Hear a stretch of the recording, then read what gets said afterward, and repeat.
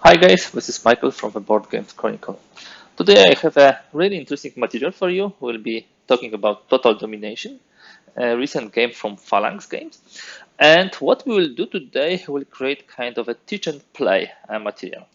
Uh, I like to combine rules explanation with their actual visualization during the gameplay because that's probably the best way to learn the game, not only theoretically talk about the rules. So what we'll do today, we'll briefly go through the rules, through the map, through the technology tracks so you understand it, and maybe play one or two rounds so you can see the game flow. I will not be using the dedicated solo module, which is in Total Domination. Maybe we'll create other video for this. I'd rather like you to see how the actual game with the real players looks like. Before we jump to this, a couple of words of introduction. By the way, you have also the link to my first look at material, in which I talk also about the historical background and some details. So Total Domination is a light war game. This is very important. Light war game where you can play Second World War in up to, I would say, 2 hours. I played already 3 times, 2 times multiplayer, once solo, and it's a really fast game. As such, it uses a lot of simplifications, and this is something which you should expect. The playability, quickness to play, fun, and those factors are key here. This is by no means a simulation. We'll be playing with 4 sides, and let me show it to you now. I will put it aside. So we play with 4 sides. One side is Germany, then we have USSR, then we have Japan, and we have then UK. And this is 2 versus 2 game. So you have UK with USSR as allies, and you have German and Japan as allies. You have some satellite countries like France, which is initially controlled allied with the UK, and you have Italy, which is initially controlled allied with Germany. There are 2 additional countries which may join the war. This is, of course, USA, which you can see here, and this is the China, which is here. As for the other concepts, it's important to see the colors. So the Germans would be black, the Russians red, the UK is yellow, US is green, white is for the Japan, blue is for China, and here, I don't know, light blue, this is for the independent armies. They are in Poland, Romania, and East Indies, in those 3 places. There is a variant, there is actually a couple of variants, which will allow you to play also with Antarctica. Arctica, sorry for this. Finland, Norway, and a couple of other countries there. Okay, couple of words about the map. I think this is one of the most important things to explain. So the map is kind of a point-to-point. You can see arrows between all of those areas. There are like 3 types of areas. These are the land areas. This is the rectangle. These are the sea areas. This is the circle. And there are coastal areas, which looks like this. It's 6-sided here. 8-sided form. The rule is very simple, that all units can enter the coastal areas. Only the marine naval units can enter the sea areas, and only the land units can enter those areas which are land. There are some exceptions to this because you can transport those units through your territories, and this would be something which is very important, and which actually it's kind of a simplification which drives this game. So, for example, if you would have a fleet here, you would be able to easily move it over there if you control all those territories. So land areas, once again, armies and air fleets can be stacked. We don't have air fleets on the map. Islands, where fleets and air fleets can be stacked, and coastal, where all types of units can be stacked. What you will observe on the map are those stars. These are victory points for the particular areas. The key are the capitals. Germany, 3 stars. USSR has 3 stars here. And Japan has 3 stars here. And the UK has 3 stars here. Be aware that Italy, France, China, or USA has only 2 stars. These are not the capitals of the factions in this game. Of course, the more stars, the better. Initially, Japan starts with 7 and Germany with 8, which gives in total 15. The USSR with 9, UK with 10, which gives in total 19. And both sides will be competing for victory, of course, in this regard. How to achieve victory at the end of turn, and we'll have, let me take the cards for a moment. We'll have maximum of 7 turns, 39, 40, 41, 42, 43, 44, 45. At the end of each turn, in so-called administrative phase, we check the victory conditions. The basic victory condition for the Germans and for the Axis is to reach 29 points. For the Allies, it's slightly different. Basic threshold is 33. But if China or US entered the war, it's 35. If both China and US enter the war, it's 37. So it increases, but believe me, it's worth especially to bring US into the war. Okay, what else about the map? Connections. You can see the connections. Do you know which other game has such a connections? Land, naval, do you remember? Pericles from Mark Herman. In Pericles it was much more elaborate, but still it was on the similar way. So the first unit in turn, which will be entering neutral or enemy territory, not your territory, will have to be, in this case, the land unit, in this case, the naval unit. So when you attack the neutral territory or enemy held territory, the first unit to enter, usually the coastal or sea area, will have to be fleet, and the first to enter the land area will have to be the land unit. Important thing that you can move through controlled territory as you wish. So, for example, this tank can move like here. Brown. Yeah, this is controlled, and by the way, even if it would be a fleet, they would be able to move like this. The same for this fleet, it can move here because it's coastal. Everybody can be here, and both of those hexes areas are controlled by the Germans. If you look at the map, you will see different colors of the areas. The dark black here, these are home areas. Regardless whether you have a unit there or you don't have a unit, you always control it. Similar for USSR, those 5. UK have 1, 2, 3, 4, 5. Japan has those white ones. In order to control such area like here, Hungary, which is neutral, you need to put unit here, and you need to keep this unit there. There is no way you can control it without your forces there. This is simplification of the world map. There is also alternative map on the back side of this. So let me show it to you. This looks like that. This is alternative map, which probably slightly better depicts the connections, but has less space. Here you can use counters. On the other side, you probably have to use the minis. And we have some interesting connections. For example, from Hungary, you can get to Balkans. From the Balkans to Hungary. From Balkans, you can get to Romania. From Romania to Balkans. Also, we have connections from Egypt to Persia and the other way around. And you have also Siam here connected with Indochina. So these are the important. You need to wrap your head around it. Also such marks like here, which shows you where you can build the units. This represents the building the naval unit. This represents building of the land unit, or air fleets. Air fleets too. So these are only in some areas you have factories. The Russians have here, here, and here.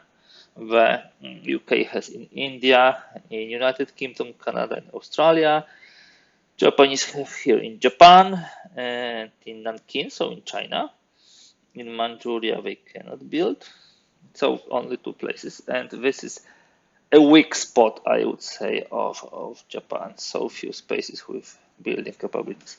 US has those two.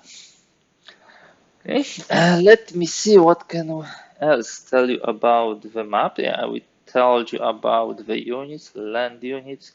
The circle are the naval units. There will be also potentially air fleets which can be built. Okay, stacking, that's important.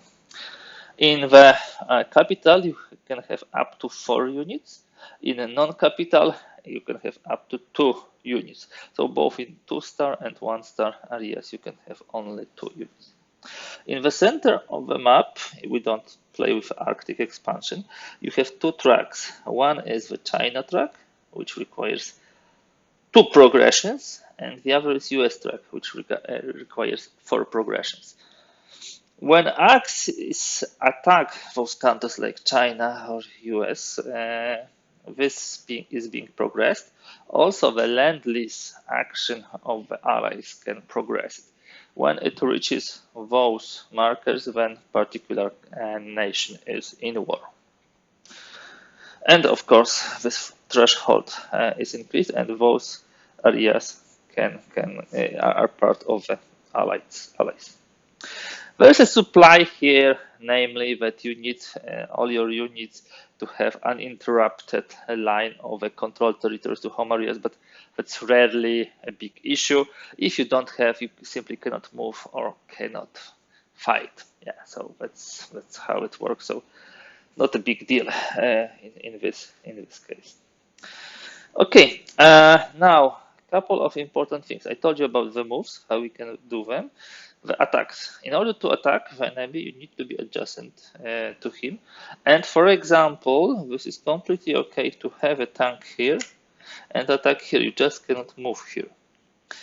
At the beginning of the game, each attack, whether it's against the naval unit or the land unit, will cost you 3 operation points.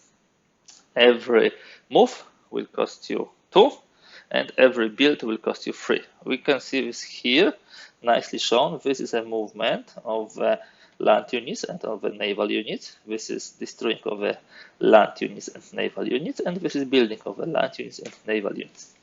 This is something which brings me to the very important part of the game, cards, because this is also a card-driven game. You have cards, various types, and how to read them. This is the card, which has a basic 4 operation points.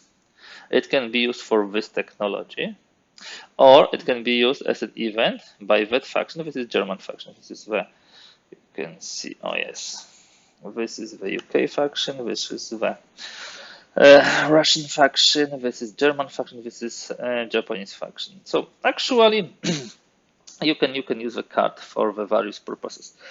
What is really interesting is how you draft the cards, because at the beginning of a turn you draw, for example, in 1939 4 cards. The Germany draws actually 5. You look at them, you decide, you put one aside, you give it to another player, get another 3 cards. So there's a draft.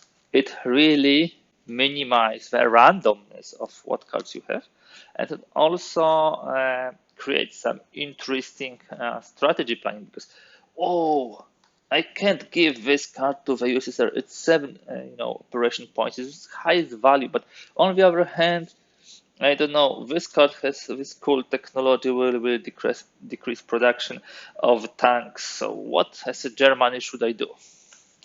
So this is really interesting part of the game design in this card draft. You can save one card from turn to turn, which is also good. You can amass the cards for the later turns.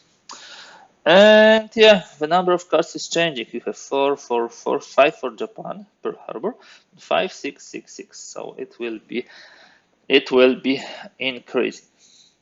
As for the technology tracks, I believe we will focus on this during the gameplay enough to say these are the land technologies, the brown ones. These are the naval technologies, the blue ones, and the yellow ones, which are connected to economy, you can say. You have bombing technologies here, and you have espionage technologies here. When you discover technology, for example, movement, you put it here, and you see now that your land movement is not costing anymore 2, it costs only 1, which is a big benefit. You can spend 50% more points on this, which is really, really cool. Okay, so what operations do we have? Just to quickly summarize, and you have it very nicely done on this player 8. So, operations, you can deploy, so build a unit. You can attack if you are adjacent, or with an air fleet if you have 2 hexes. So yeah, if I build an air fleet, I can attack here. You can move. If you have those technologies, you can launch, but let's leave it for later on. And yeah, these are the main operations. There will be a lot of types of events. I will probably not go through them. As I told you, they are nicely explained here. The ones which you can increase your all cards in the turn. You can use increase operations number. You can deploy for free. You can choose technology from the discards. Sometimes very important. You can place armies in conquered neutral areas. You can place resistance, and so on and so forth. There is also diplomacy, which gives you victory points. You don't do anything in the war area, but you work in diplomacy, and you have land lease. Of course, you can also pass. So, strategic phase, we draw the cards. Action phase, we do the moves. Administrative phase, we check for victory and do some kind of a cleanup. Stacking, control, which I told you, and technologies. Initially, you might be a bit puzzled which technology is which, but it's really nicely shown with the depicting of each technologies and also the explanation. Let me see if we need to touch on any important rules. I believe this will be the most important. I'd rather show you the gameplay and game flow instead of talking too much about the rules. When we'll have the events in hand, when we'll be simply drawing them. So just to prepare the game, we distribute the cards. I will do it that way. Sorry, but I have no good idea how to do the draft. Actually, if you have 4 cards, you will be discarding the last card. So three nations will have 3 cards, and 1 Germany will have 4 cards. So let me do it that way. This will be the German cards. This will be for the USSR. Oh, that's good. This would be for the UK. And these cards will be for Japan. Okay, please stay with me and we'll be starting.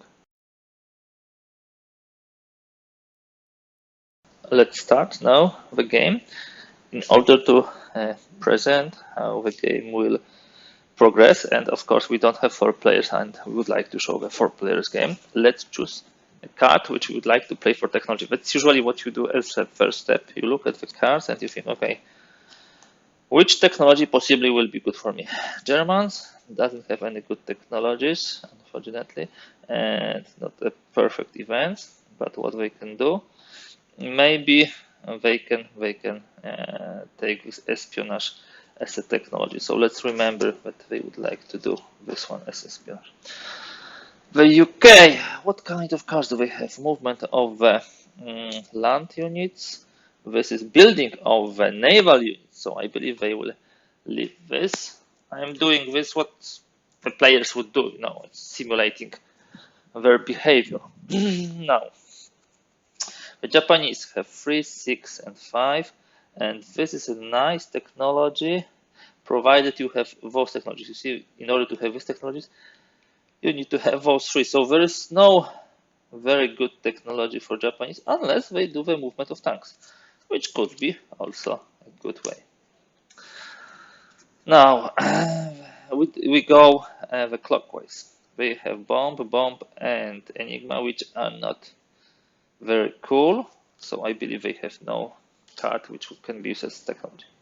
As the last step of the card draw, each and every faction can discard one card. I believe we don't like this card.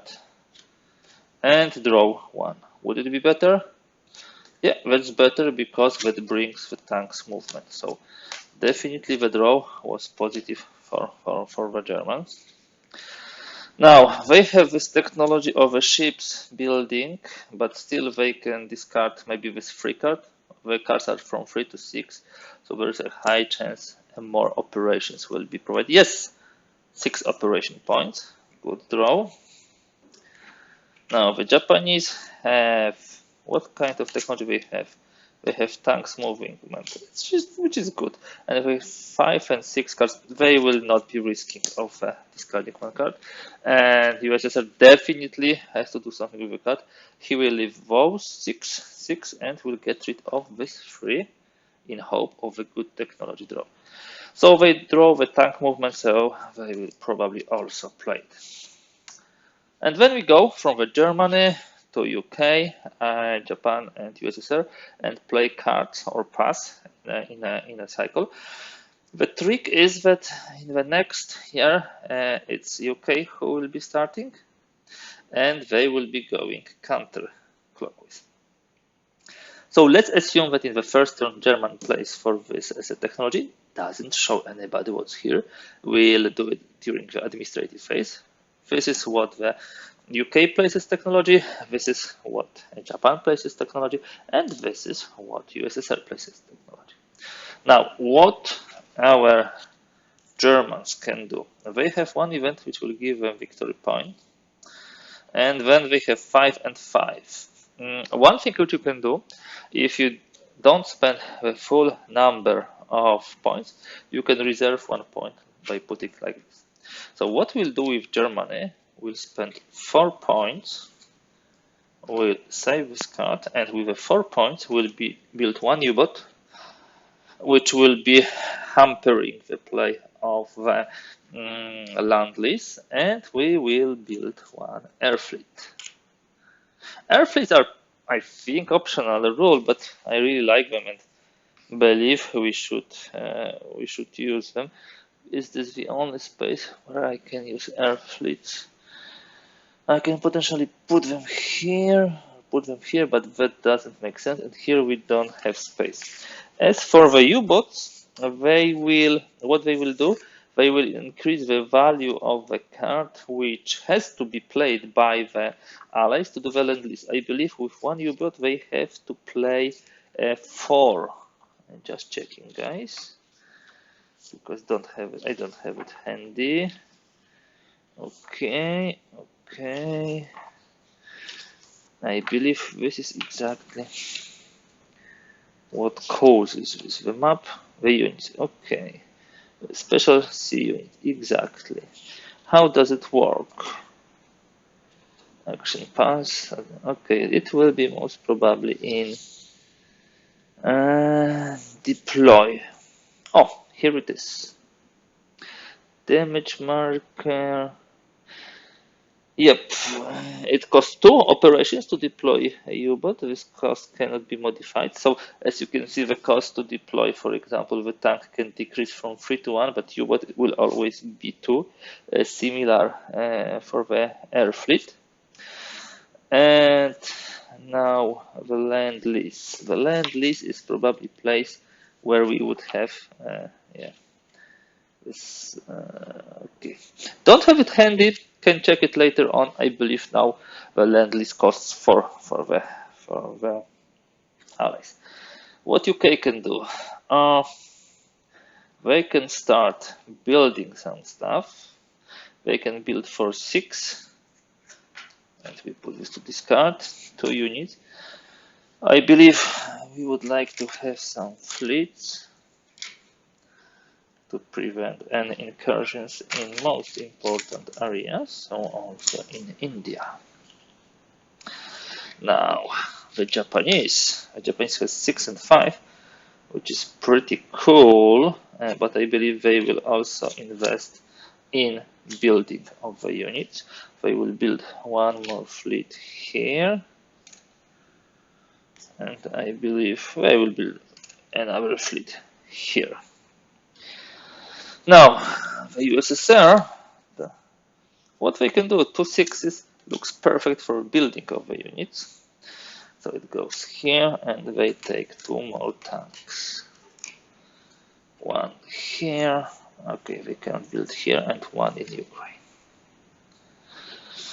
Now we go to the Germans back. They have 1 point here, and they have 3 here, 5 here. So this will give them 6 points. Those 2 cards, one saved from the previous turn. With a 6 point, we will build another tank and another tank. You see, we are preparing for the time when it will be cheaper to move. Last move for UK is 5, which is not so perfect. For 5, they can build the French tank and the air fleet. So this is a good use of this card. The last card for Japan is 5. Maybe they will move somewhere. It could be a good idea and do some building. So they can move to Indochina, and they take control of this, which means 1 point here and 1 point here. And this was for free, I believe. Now they can build an air fleet here. You can have 1 air fleet. There is here a technology which allows you to build the second one. Now, the USSR has 6 points. What they can do with so many points? By the way, the move costs 2, so not costs 3. I forgot about it, so there is 1 point left here. So instead of this, we will build the navy. They have 6 points. With 6 points, we'll be building again. We need a lot of forces to prevent Germany from advancing too far.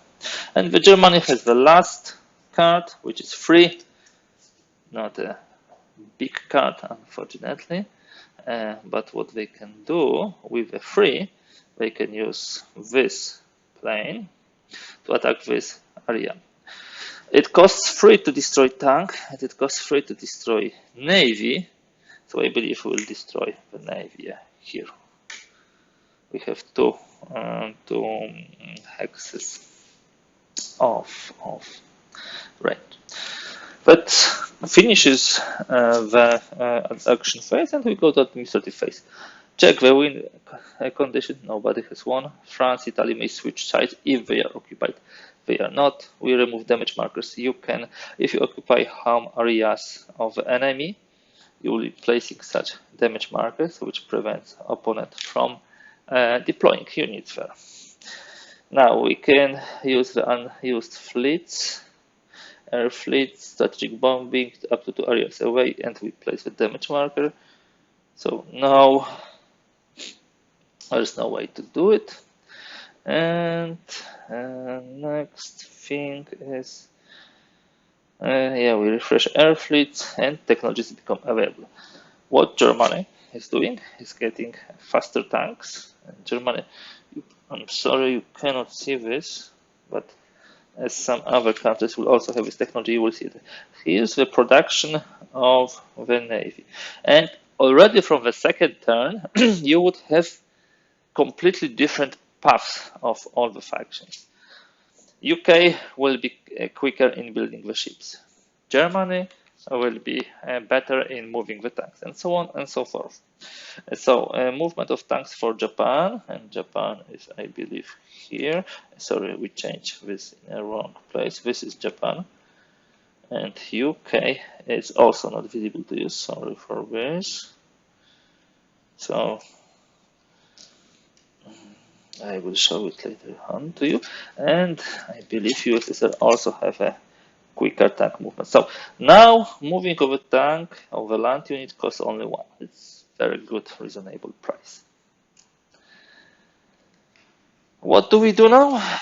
we distribute the cards again, 4 to each player, actually 3 if we do the draft. So let me do it here. UK will move first. This will be the turn 2. Let's see, UK. What technology would like to play with UK? Oh, this is attack with tanks.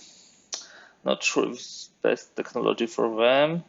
This is better attack with naval units, so definitely we would like this for UK.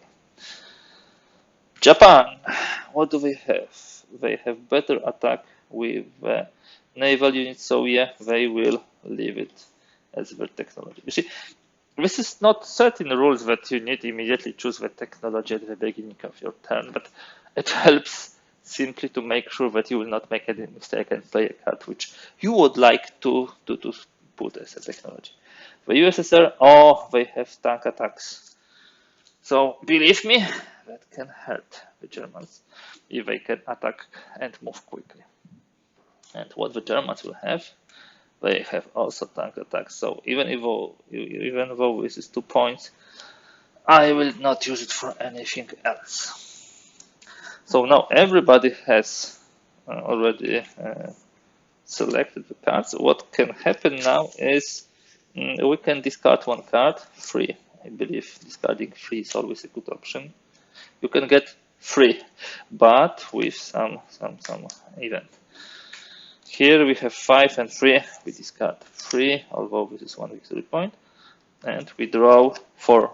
So this was a better draw. Now the Germans have 3 and 3. Not good cards, and they got 4. Better. The UK has 6 and 4 cool cards for the USSR. They can build fleet, tank, and then do the move. I believe we will discard this and we'll try to get something more. Yes, 6. It could be UK time. Now, guys, when playing now, we need to be conscious of all of those bonuses or discounts we have now. Not so easy to remember, but yeah, we will try to. Who's first? The first is UK. So let's say they play technology, technology, technology, technology. We have it done. Now, the regular cards. We have 6 and 6. So they play 1, 6. And now with this 6, UK has now, let me bring it to you, cheaper building of fleets. But I believe they have just built all the fleets. As you can see, there are only tanks here. Okay, they can build this fleet. Sorry. They can build this fleet, which costs 2. They have still 4 points. I believe what we'll do, we'll not spend everything. We'll spend 3 more, and 1 will be in reserve, and we'll put here the tank. There will be attacks, so I can see it. So there's a 3 and 4. So the Japanese will destroy this tank here, and it costs them 3, I believe, and they will be able to move then inside USSR. So this is 3. Now the USSR has some decent cards, 4 and 5, and they can already attack. They attack with 3, move with 1. So example, we use 3 to attack here, Romania, poor Romanians, and then we use 1 for a movement. And you see the Romania is conquered, which is 2 victory points for USSR and 2 for the Allies. Now what the German will do, they have 4 and 3, and they have a quicker movement. 4 and 3. So let's try this one. We move 1 tank here, getting this point, and attacking for free those French guys. It's 1 victory point for the Germany and 1 victory point for the Axis. Now the last card, this is a bonus. So this is 7 in total. 7 in total for UK. What can they do with 7? For free, I will still build this tank. I believe this is free. We have still 4. Attack here costs me 3. And we have 1 unused point, which is a pity. Okay, we can move those guys here, so 3 plus 2.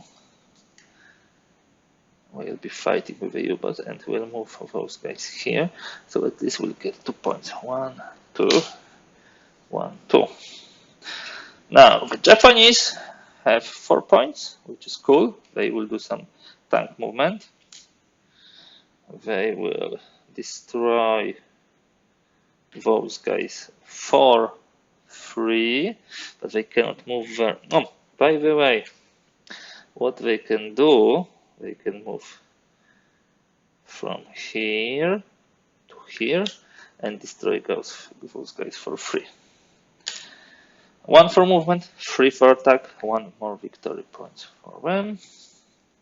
And now the Russians have 5. With those 5, maybe they will attack further. They will destroy for 3, move for 1, move for 1. That's getting really nasty. 3 points for the USSR. And you see, the Allies are getting ahead of the curve. Germany still have, I'd say, and they will most probably react with 3. They will simply destroy those Russians here, taking 2 points back and taking 2 points here. When we have technologies, the UK take better attack on ships. The Japan takes better attack on ships versus ships. The USSR takes better attack versus land units. And the Germany takes better attack versus land units. One thing which I would like to draw your attention to in this technology track is how powerful army you can build with those upgrades. You see, the Russians have now 1 point only for moving the units and to destroy land units.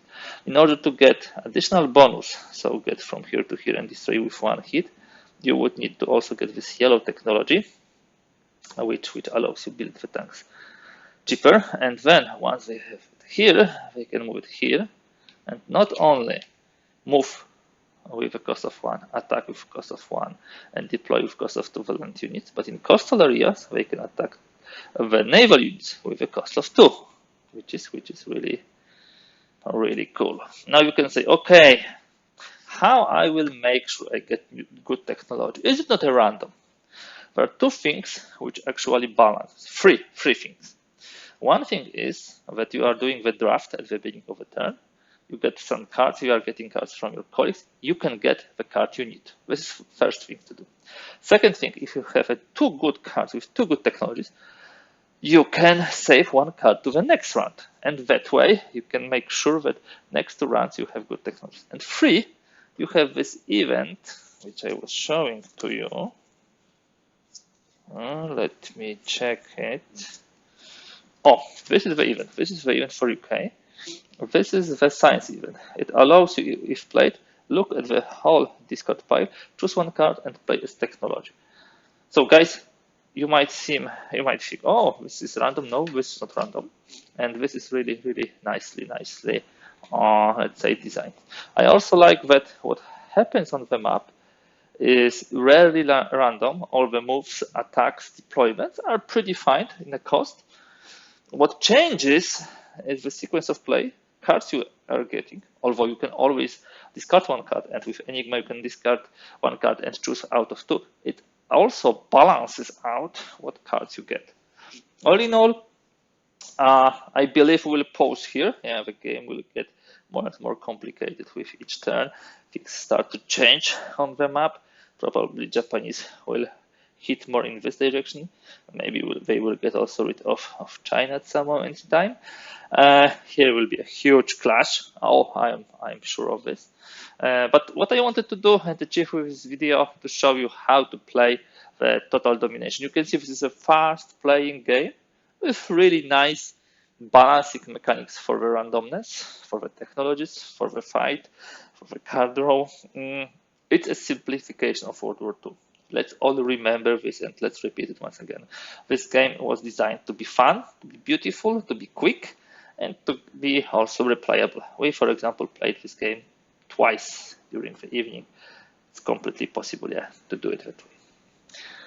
That will be all for today about the Total Domination. If you like this video, kindly please give thumbs up.